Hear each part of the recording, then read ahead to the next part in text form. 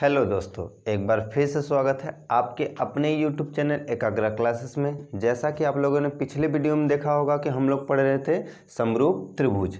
ठीक है, तो समरूप त्रिभुज के विषय में हम लोग पढ़ चुके थे कि समरूप त्रिभुज क्या होता है, कैसे उसकी पहचान करते हैं, क्या उसके कंडीशन होता है, समरूप होने की क्या क्या कंडीशन होती हैं। ठीक है, तो चलिए आज हम लोग पढ़ते हैं, थोड़े बहुत जान लेते हैं कि समरूप त्रिभुज में होता क्या था। तो समरूप त्रिभुज में क्या होता था कि अगर कोई दो त्रिभुज ए बी सी और एक त्रिभुज पी क्यू आर, ठीक, पी क्यू आर दिखाई दे, तो अगर इसका कोण मान लेते हैं थीटा और इसका कोण फाई और इसका कोण अल्फा दिया गया है, तो ये थीटा, ये फाई और ये अल्फा, ये समरूप कब होता है? समरूप होने की कंडीशन क्या होती थी? समरूप होने की कंडीशन क्या थी कि पहला कंडीशन क्या था? संगत कोण क्या होना चाहिए? बराबर होना चाहिए। बराबर संगत कोण कैसे होना चाहिए? बराबर होना चाहिए, ठीक, या समान होना चाहिए। संगत कोण समान होने चाहिए, ठीक। दूसरा कंडीशन क्या होता था कि जो संगत भुजाएं होंगी, मतलब संगत भुजाएं जो होंगी वो क्या होना चाहिए? क्या होना चाहिए? अनुपातिक होनी। तो संगत भुजाएं अनुपातिक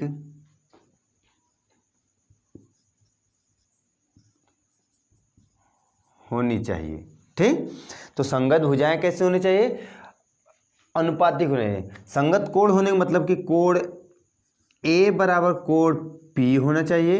अगर क्लॉकवाइज चल रहे हैं तो कोण बी बराबर कोण आर होना चाहिए, कोण सी बराबर कोण क्यू होना चाहिए, ठीक है। और भुजाएं अनुपातिक होने का मतलब कि अगर ए बी बटे पी क्यू, बी सी बटे पी आर और आर क्यू और पी क्यू बटे ए सी, ठीक। अगर ये कंडीशन और ये कंडीशन फॉलो करता है, कोई दो त्रिभुज आपस में, दोनों त्रिभुज में ये दोनों कंडीशन लागू हो रहा है, तभी वो दोनों त्रिभुज क्या होंगे? समरूप होंगे, ठीक है। अब चलते हैं एक्सरसाइज 6.2 में जो पहला प्रमेय है, जिसे हम लोग कहते हैं थेल्स प्रमेय, या तो आइए चलिए देखते हैं पहला प्रमेय। पहला प्रमेय क्या है कि पहला प्रमेय है आधारभूत अनुपातिक प्रमेय। आधारभूत अनुपातिक प्रमेय होने का मतलब, ये थेल्स एक गणितज्ञ थे, क्या थे? एक थेल्स गणितज्ञ थे, जिन्होंने बताया कि यदि किसी त्रिभुज की एक भुजा के समांतर अन्य दो भुजाओं को भिन्न भिन्न दो बिंदुओं पर प्रतिच्छेदित करने के लिए एक रेखा खींचते हैं, तो ये अन्य दो भुजाओं को एक ही अनुपात में विभाजित करती है। कहने का मतलब कि अगर कोई त्रिभुज, यदि कोई त्रिभुज के एक भुजा के समांतर, इस भुजा के समांतर इन दो अन्य बिंदुओं रेखाओं को दो बिंदुओं पर प्रतिच्छेदित करता है, दो बिंदुओं पर प्रतिच्छेदित करता है, करने के लिए एक रेखा खींचते हैं, तो यह क्या है? अन्य दो भुजाओं को एक ही अनुपात में विभक्त करते हैं। यदि अगर हम मान लें ये ए है, ये बी और ये सी है, ठीक, और इसे मान लेते हैं डी और ई, ठीक, ये बिंदु मान लिए हैं, ठीक। तो कह क्या रहा है कि यदि हमने खींचा क्या ए बी के समांतर डी ई खींचें तो ये जो अन्य दो भुजाएं हैं, समान अन्य दो भुजाएं एक ही अनुपात में विभाजित होती हैं। जो अन्य दो भुजाएं, ये इसका ये रेशियो और इसका ये रेशियो, दोनों क्या होते हैं, आपस में बराबर होते हैं। होने का मतलब कि ए डी बटे, लिख सकते हैं ऊपर वाला पहले लिख देते हैं, डी सी बटे ए डी बराबर सी ई बटे बी ई। ठीक, ये हमें कह रहा है कि ऐसा अनुपात में विभक्त होता है। ठीक है, तो यही हमें प्रूव भी करना है कि क्या है, अगर दो रेखाएं, एक भुजा के समांतर कोई तीसरी रेखा खींचते हैं तो क्या इन दो रेखाओं को, दो भुजाओं को समान अनुपात में विभाजित करता है, यही सिद्ध करना है। तो चलिए स्टार्ट करते हैं हम लोग इस थ्योरम को प्रूव करना।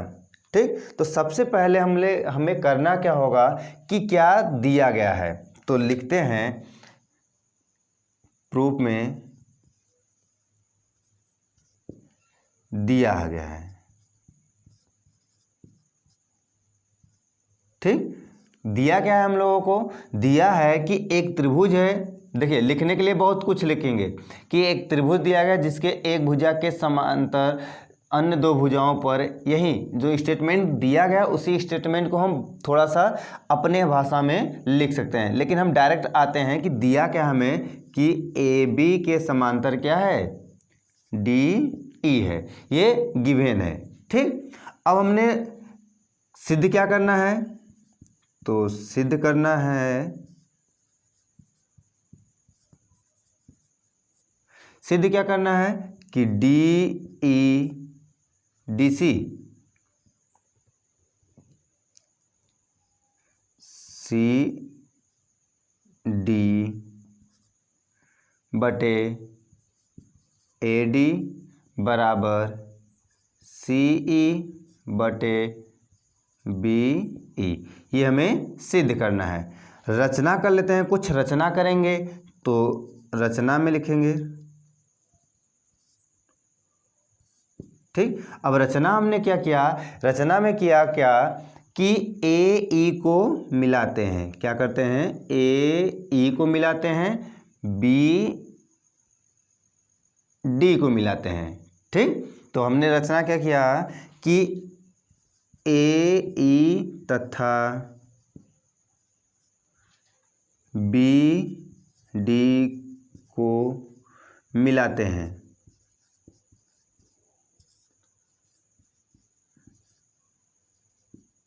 तथा डी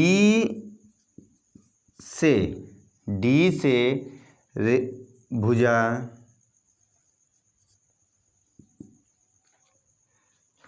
सी ई पर तथा ई से डी सी पर लंब डालते हैं,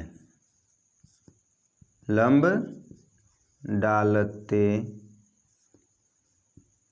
हैं। ठीक, इतना हम काम करेंगे, तो लंब डाल लेते हैं, तो लंब डाल लीजिए, क्या होगा, ठीक, और यहाँ से इस पर लंब डाल देते हैं। क्लियर है, लंब हो गया। अब चलिए, अब आते हैं, अगली बात आती है उपपत्ति की। तो अगला पॉइंट हो जाएगा उपपत्ति। ठीक, उपपत्ति। अब उपपत्ति में होगा क्या कि अगर देखें, अगर हम कोई व्यक्ति यहाँ खड़ा है, ठीक है, कोई व्यक्ति यहाँ खड़ा है जो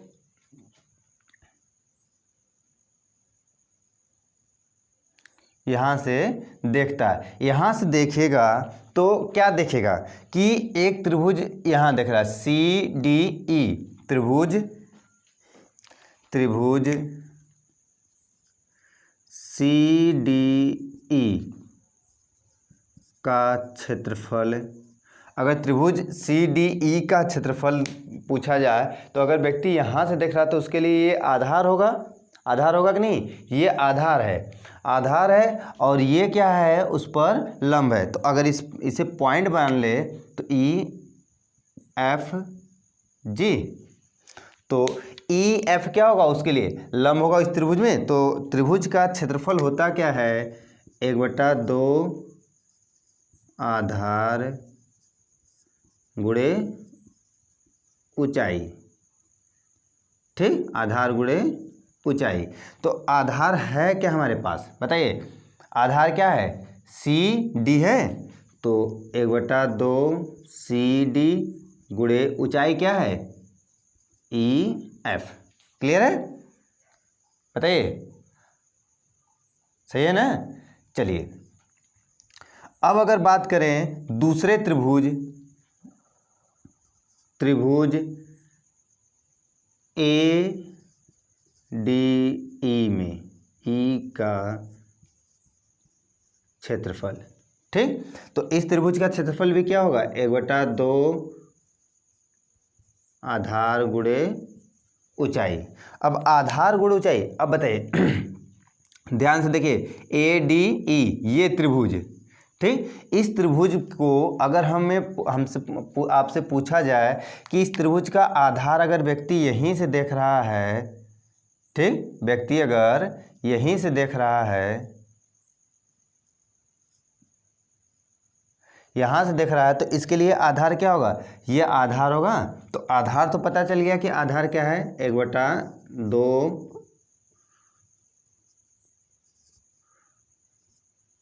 AD। ऊंचाई क्या होगा, अब बताइए, ध्यान से देखकर बताइएगा कि अगर फिगर आपका इस प्रकार त्रिभुज बने, ठीक, इस प्रकार त्रिभुज बने, ये जो त्रिभुज बना है ADE,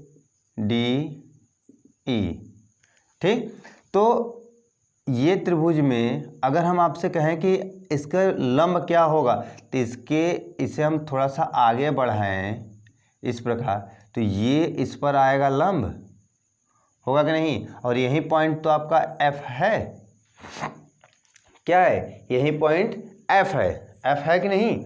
तो अगर हम इस त्रिभुज की बात करें तो ये आधार होगा, तो ये क्या होगा, लंब होगा। तो देखिए ये त्रिभुज में ये तो इसी रेखा पर आगे बढ़ने पर ये लंब हो रहा है कि नहीं, तो हम मान लें ऊंचाई क्या होगा, EF होगा, ठीक। अब इसे मान लेते हैं समीकरण नंबर फर्स्ट, इसे मान लेते हैं समीकरण नंबर सेकेंड, ठीक। इसी प्रकार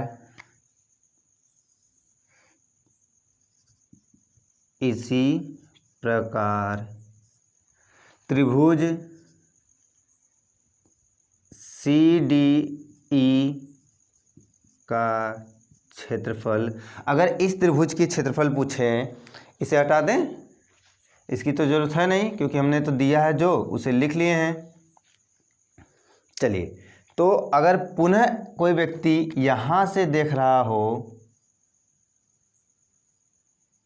अगर कोई व्यक्ति, थोड़ी आँख, यहाँ से अगर कोई व्यक्ति देख रहा है तो इसके लिए आधार क्या होगा, CE होगा, और लंब क्या होगा, DG होगा।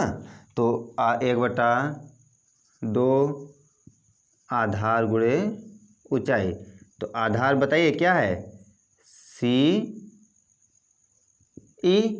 आधार है, और ऊंचाई क्या है, DG। समीकरण नंबर 3 बना लीजिए, क्लियर है। आगे आते हैं, यदि त्रिभुज BED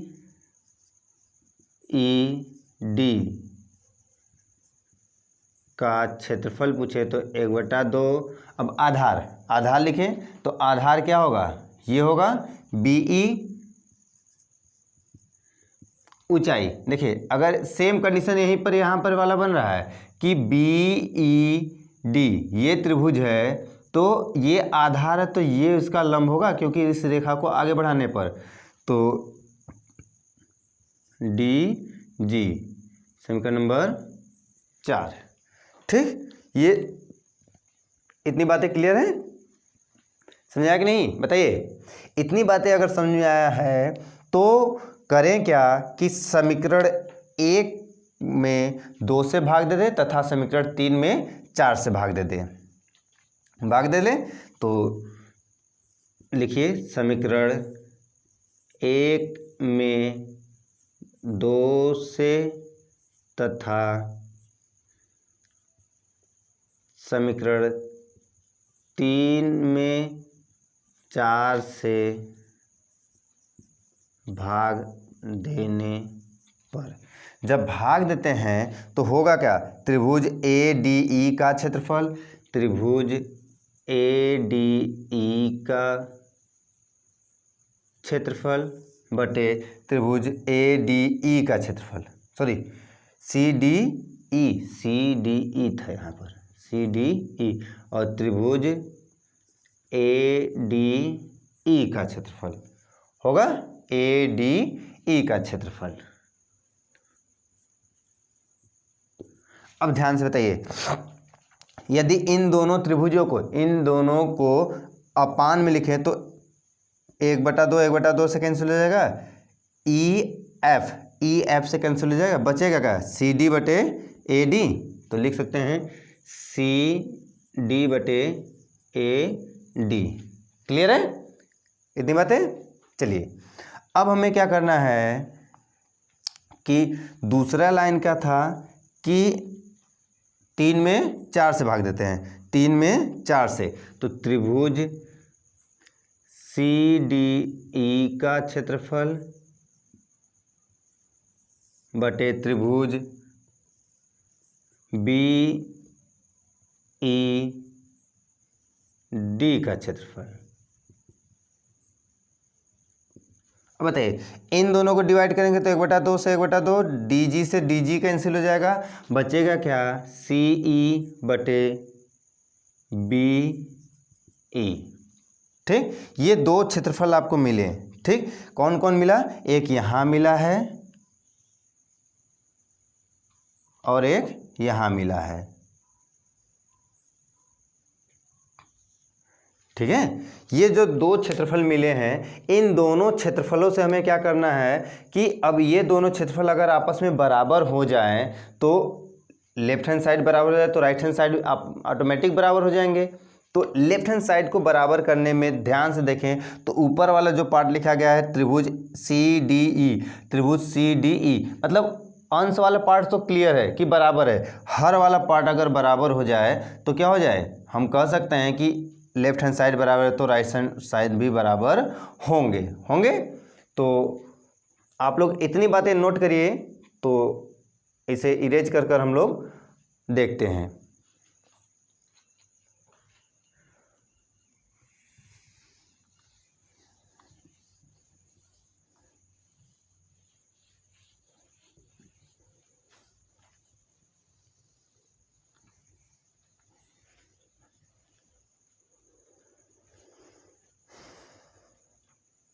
चलिए आइए देखते हैं कि अगर अंश आपस में बराबर हैं, बस हर को हमें बराबर करना है, तो कौन सा त्रिभुज, त्रिभुज ADE का क्षेत्रफल बराबर होगा त्रिभुज BED का क्षेत्रफल के। क्यों होगा, क्योंकि एक समांतर रेखा में एक ही आधार पर बने 2 त्रिभुज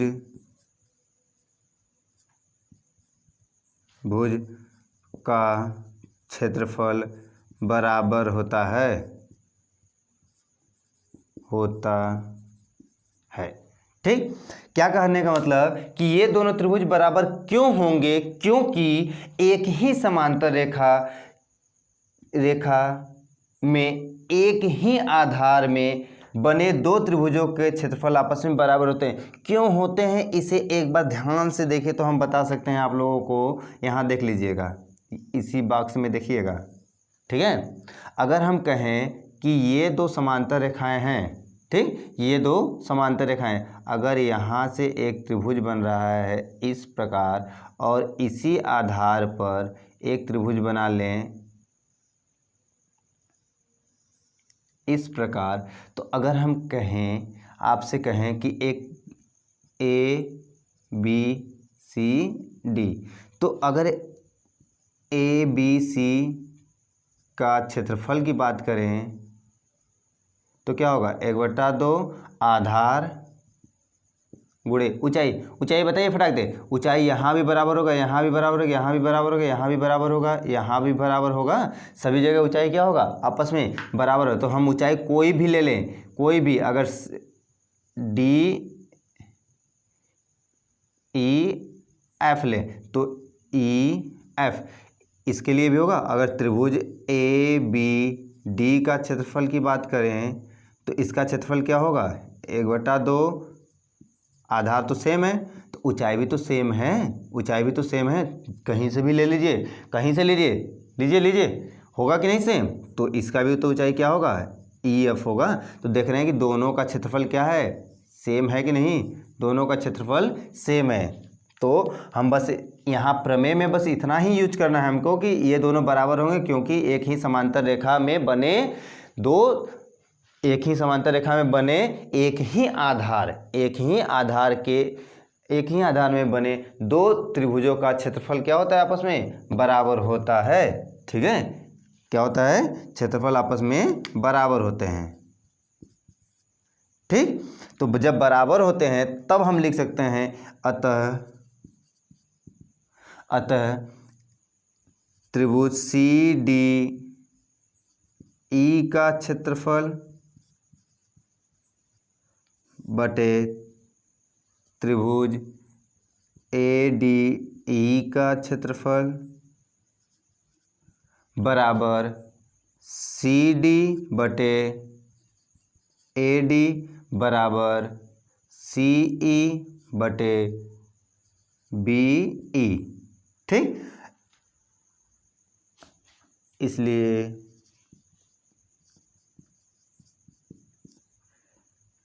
सी डी बटे ए डी बराबर सी ई बटे डी बी ई, ठीक। प्रूव्ड हो गया कि नहीं। यही तो हमें प्रूव करना था कि जो संगत भुजाएं हैं, जो क्या हुआ, क्या प्रूव करना था, दो भुजाओं को एक ही अनुपात में विभाजित करता है, एक ही अनुपात में, अनुपात एक ही है कि नहीं दोनों का। अगर इसका अनुपात 1:2 का है तो इसका भी अनुपात क्या होगा, 1:2 का होगा। क्लियर है, इतनी बातें समझ आई हैं तो नोट करिए। आइए प्रमेय नंबर फर्स्ट हम लोगों ने प्रूव किया और देखा भी कि किस प्रकार हम लोग उसे प्रूव करते हैं। इसका देखिए बात यह होती है कि हमें प्रमेय याद नहीं होता है। याद क्या, हम लोग गणित जो होता है समझने वाली बात होती है, लेकिन यहाँ पर प्रमेय क्या होता है कि हमें उसे याद करना होता है, लेकिन याद नहीं रहता। तो याद करने के लिए आप करिएगा क्या कि ये याद रखिएगा कि अगर एक त्रिभुज है, अगर उसने कहा कि थेल्स प्रमेय या तो आधारभूत अनुपातिक प्रमेय, ठीक। आधारभूत अनुपातिक मीन्स वहाँ से याद रखिएगा कि एक रेखा है। थेल्स प्रमेय ने बताया था कि एक त्रिभुज के एक भुजा के समांतर अन्य दो भुजाओं पर प्रतिच्छेदित करती है, ठीक। अन्य दो भुजाओं पर अगर प्रतिच्छेदित करती है तो अन्य दो भुजाओं को समान अनुपात में विभाजित करेगी, ठीक है। समान अनुपात में विभाजित करने का मतलब अगर ये ए बी सी है, ये डी और ये ई है, तो होगा क्या कि ए बी है कि ए सी समांतर है, क्या है, समांतर है डी ई के, ठीक। अगर ये समांतर होगा तभी, जब समांतर होगा तभी क्या होगा कि BD अनुपातिक होगा AD के बराबर, BE अनुपातिक होगा CE के। क्लियर है? ये थेल्स का फर्स्ट प्रमेय है। याद रहेगा कि नहीं? थेल्स का फर्स्ट प्रमेय, थेल्स का फर्स्ट प्रमेय था। अब याद रखिए, यही जरूरी नहीं कि यही भुजा अनुपातिक हो, त्रिभुज इस प्रकार भी अगर है तो ये भी भुजा अनुपातिक हो सकता है। ये ABCDE, तो ये भी आपस में समांतर हो सकते हैं। अगर ये त्रिभुज ये दिया गया है तो ये भी अगर डिवाइड कर रहा है तो ये भी अनुपातिक हो सकते हैं आपस में। ठीक है, तो किसी भी प्रकार से काटे, लेकिन एक भुजा के समांतर दूसरी भुजा होनी चाहिए, एक भुजा के समांतर दूसरी भुजा होनी चाहिए। ठीक है, तभी अन्य दो भुजाएं आपस में समान अनुपात में विभक्त होंगे। क्लियर है? तो नोट करिए, चलते हैं प्रमेय नंबर 2 की तरफ। चलिए आइए देखते हैं अगला प्रमेय क्या कहता है। अगला प्रमेय जो है, जो हम लोग पढ़े हैं अभी, आधारभूत प्रमेय पढ़े हैं, उसी का जस्ट विलोम है। विलोम होने का मतलब क्या हुआ कि यदि किसी एक रेखा, किसी त्रिभुज, एक रेखा जो है किसी त्रिभुज के दो भुजाओं को समान अनुपात में विभक्त करती हैं, तो जो वह रेखा होगी तीसरी भुजा को समांतर होगी। ठीक है, कहने का मतलब कि यदि कोई एक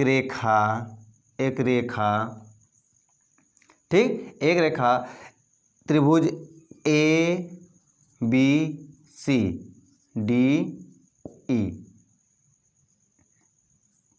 ठीक, त्रिभुज ABC के दो भुजाओं को समान अनुपात में विभक्त करती है। क्या करती है? समान अनुपात में विभक्त करती है। तो आपको सिद्ध क्या करना है कि ये ABDE के समांतर है। तो दिया क्या है? दिया है उसने कि क्या दिया गया है? CD बटे AD और CE बटे BE, ये दिया गया है। तो सिद्ध करने के लिए उसने कहा कि AB समांतर है DE के। ठीक है, उसने कहा कि आप ये सिद्ध करिए कि ये दोनों आपस में क्या है? समांतर है। क्लियर है इतनी बातें? क्या सिद्ध करना है, क्या दिया गया है, प्रमेय क्या कह रहा है और हमें दिया क्या है और क्या सिद्ध करना है, ये समझ में आया कि नहीं? देखिए, मोस्ट इम्पॉर्टेंट यही बात होती है इम्पॉर्टेंट, कि हमें प्रमेय तो लिखा हुआ मिलता है, दिखाई नहीं देता है कि क्या सिद्ध करना है और क्या दिया गया है। उसी प्रमेय को पढ़ना होता है। प्रमेय को पढ़िए, सबसे पहले 1 या 2 बार प्रमेय को पढ़िए, प्रमेय से निकालिए कि क्या दिया गया है और क्या पूछ रहा है। तो प्रमेय पढ़ेंगे अच्छे से तो समझ में आ जाएगा। यदि एक रेखा किसी त्रिभुज को दो भुजाओं को एक ही अनुपात में विभक्त करती है, मतलब उसने कहा ना कि एक रेखा है जो एक त्रिभुज के दो भुजाओं को एक ही अनुपात में विभक्त करती है, एक ही अनुपात में विभक्त करती है, तो वह रेखा तीसरी भुजा के समांतर हो। वह रेखा, जो रेखा आपने खींचा है वो तीसरी भुजा के समांतर होगी। अब है कि नहीं, ये तो आपको बताना है। तो आप बता सकते हैं, अभी पिछले में थ्योरम में आपने बताया था, इसने दिया था तो आपने ये निकाला था, ये दिया तो ये नहीं निकाल सकते हैं? निकाल सकते हैं ना? चलिए हम लोग निकालते हैं। तो सबसे पहले क्या करेंगे? प्रूफ। ठीक, पहले क्या कर लें? प्रूफ करें। तो दिया क्या है हमको? बताइए क्या दिया है? दिया तो है क्या? CD बटे AD बराबर CE बटे BE, ये दिया गया है। सिद्ध क्या करना है?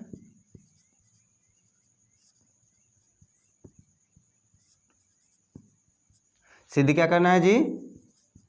AB समांतर है DE के, AB समांतर है DE के, ये सिद्ध करना है। क्लियर है इतनी बातें?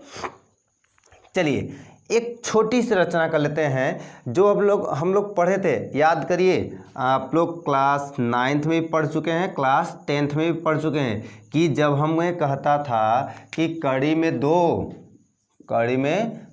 एक अपरिमेय है, तो आप क्या करते थे, मानते थे कि मान लें कि ये क्या है, एक परिमेय संख्या है, तो अज्यूम करते थे और हमारा अज्यूम क्या होता था, गलत होता था। जो मानते हैं वो क्या होता था, गलत होता था। तो हम कहते थे कि हमारा माना हुआ क्या है, गलत है, इसलिए जो पहले दिया गया था वह सही है। तो वही प्रक्रिया हम यहाँ पर भी अप्लाई करेंगे कि हम मानेंगे कि ये रेखा क्या है, समांतर नहीं है। हम जो खींच रहे हैं ये वाली रेखा ई डैश, ये क्या है, समांतर है। ठीक है, ये क्या है, ए बी के समांतर है। तो चलिए रचना हमने क्या किया, रचना में कुछ खास लिखने की जरूरत नहीं, उपपत्ति आते हैं।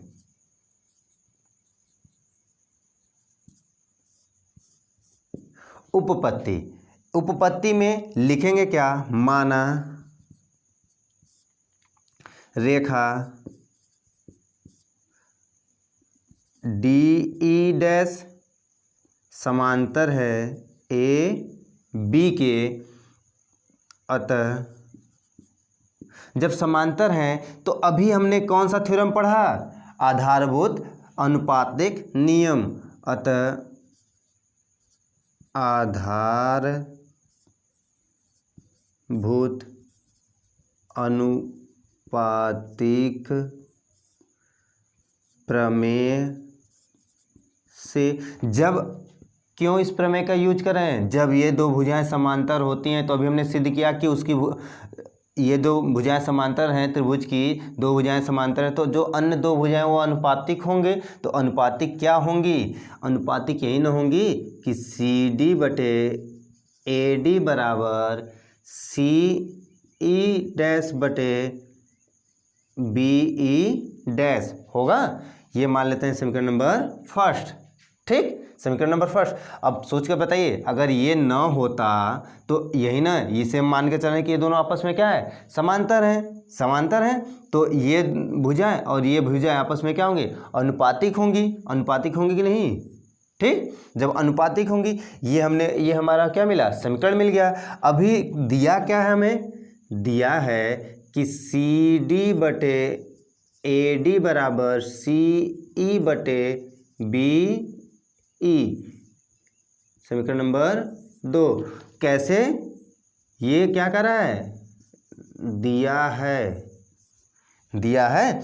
अब बताइए, सोचकर बताइएगा, ध्यान से बताइएगा, समझकर बताइएगा कि अगर left hand side right hand side बराबर है तो यहाँ भी तो लेफ्ट हैंड साइड वही है, तो ये राइट हैंड साइड भी बराबर होंगे। मतलब ये लेफ्ट बराबर है तो राइट भी बराबर होंगे कि नहीं। तो हम कह सकते हैं,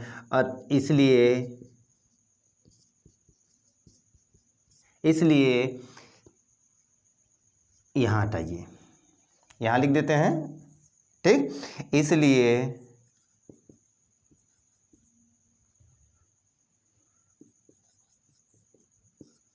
क्या हो जाएगा कि सी ई डैश बटे बी ई डैश बराबर सी ई बटे बी ई। अब बताइए कि रेखा एक रेखा है, ठीक है, एक रेखा दिया जाए, एक रेखा दे दिया जाए जिसमें ये सी पॉइंट है और ये बी पॉइंट है।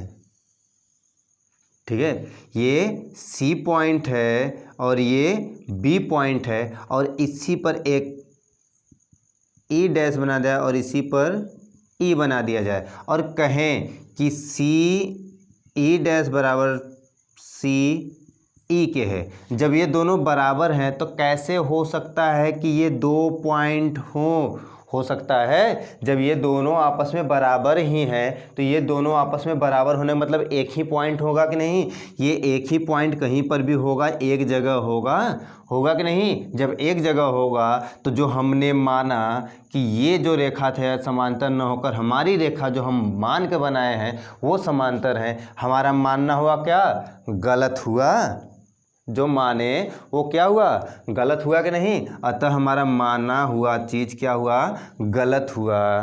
तो लिखेंगे अतः माना गया ए बी के समांतर डी ई डैश गलत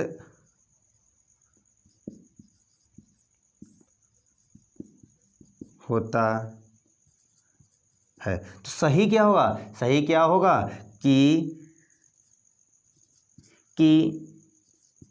ए बी के समांतर डी ई, ए बी के समांतर डी ई होगा। प्रूफ हो गया, प्रूफ हो गया कि नहीं, ठीक है। तो नोट करिए।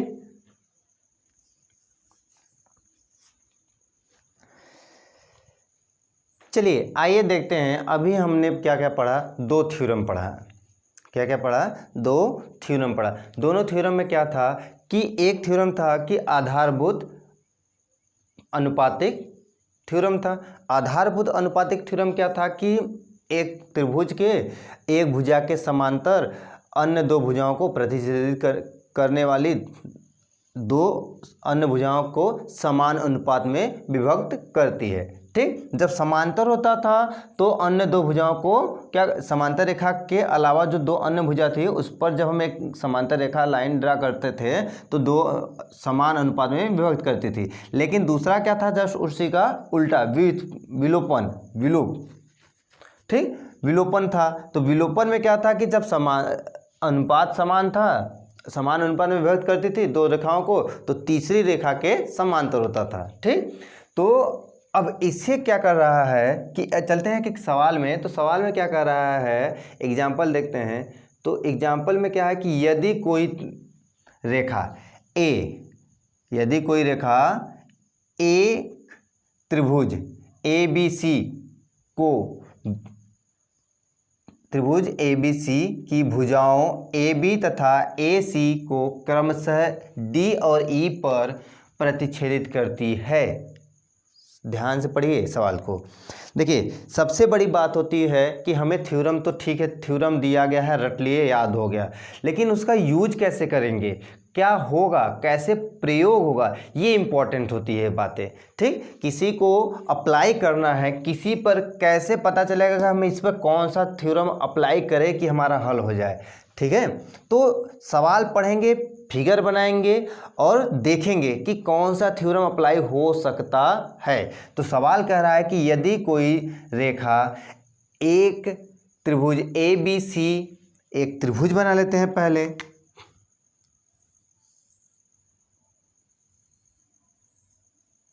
ठीक, एक त्रिभुज ए बी सी की भुजाओं ए बी और ए सी, ए बी और ए सी को क्रमशः डी और ई पर प्रतिच्छेदित करता है। तो अगर हम कहें कि ये अगर हमारा ए है, ये बी और ये सी, तो ए बी और ए सी, यही ना है, ए बी और ए सी के डी और ई, डी और ई पर प्रतिच्छेदित करती है, प्रतिच्छेदित हो गया।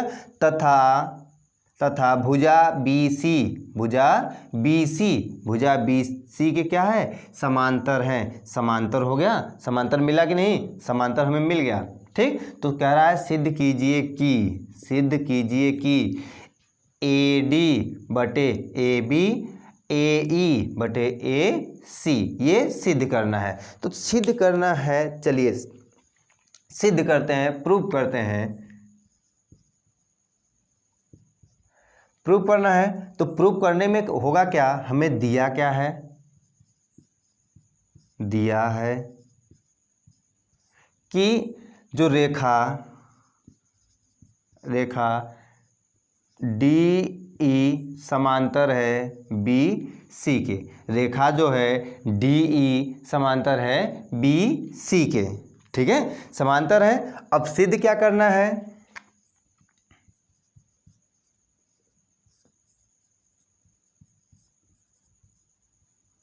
सिद्ध क्या करना है कि AD बटे AB बराबर AE बटे AC, ठीक है, ये सिद्ध करना है। तो चलिए उपपत्ति करते हैं, पत्ति, ठीक। अब उपपत्ति में आते हैं, तो उपपत्ति में हम जानते हैं, हम जानते हैं, क्या जानते हैं कि जब किसी त्रिभुज की, या तो इतना लिखने की कोई जरूरत नहीं है, जब BC के समांतर DE हो तो थेल्स थ्योरम से, किससे, थेल्स प्रमेय से। थेल्स प्रमेय क्या कहता है कि जब एक त्रिभुज की एक भुजा के समांतर अन्य दो भुजाओं पर समान विभक्त करती है, समांतर हो तो समान अनुपात में विभक्त करती है। तो ये इसी रेखा के समांतर है कि नहीं, जब समांतर है तो इसे समान अनुपात में विभक्त भी कर रही होगी। तो थेल्स प्रमेय कहता है कि AD बटे BD बराबर क्या हो सकता है, AE बटे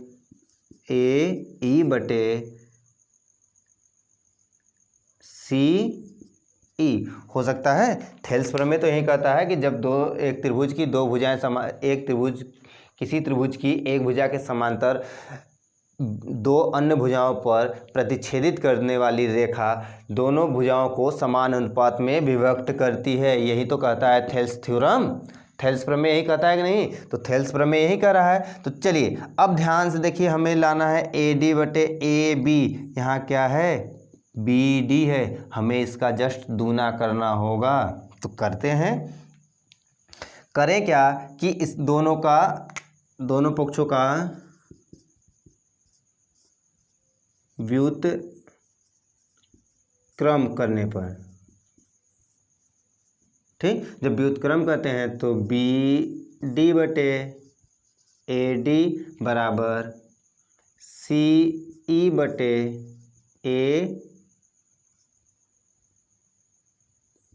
AE, ठीक। अब क्या करें, दोनों पक्षों में